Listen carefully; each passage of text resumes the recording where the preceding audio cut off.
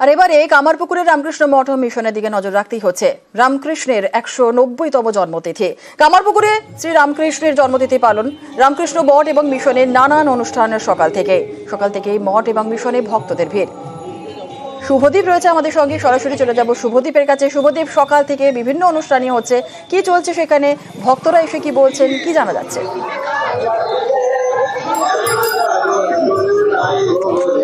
এবারে দেখো জুনেলা, কামারপুকুরে ঠাকুর রামকৃষ্ণদেবের জন্মস্থান, তাই এই ঠাকুরের ১৯০তম জন্মতিথি উপলক্ষে যে উৎসব শুরু হয়েছে, সকাল থেকে কিন্তু ভক্তদের ভিড়ে জমজমাট।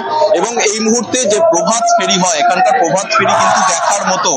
আশেপাশের সমস্ত স্কুলের প্রায় ৫,০০০-এর বেশি ছাত্রছাত্রী কিন্তু এই প্রভাত ফেরিতে অংশ নেয়।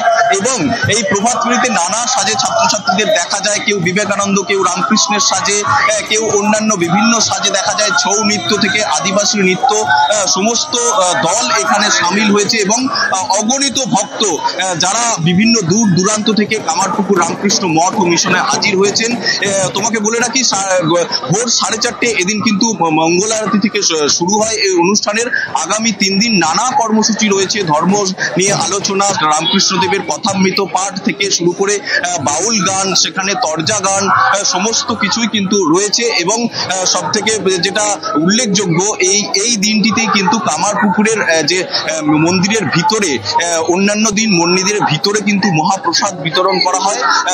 এদিন কিন্তু মন্দিরের বাইরে প্রায় কয়েক হাজার মানুষকে প্রসাদ বিতরণ করা হবে। এদিন কুপনের বাইরেও কিন্তু বহু মানুষ এখানে অন্ন প্রসাদ গ্রহণ করবেন। এবং সারা দিন ভক্ত, যত বেলা বাড়ছে কিন্তু ভক্ত সমাগম এই কামারপুকুর রামকৃষ্ণ মিশনে কিন্তু বাড়ছে। জুনেলা, একেবারে, অর্থাৎ জন্মতিথি শ্রী শ্রী রামকৃষ্ণের জন্মতিথি উপলক্ষে আজ দিনভর একাধিক অনুষ্ঠান রয়েছে কামারপুকুরে। অনেক ধন্যবাদ শুভদীপ।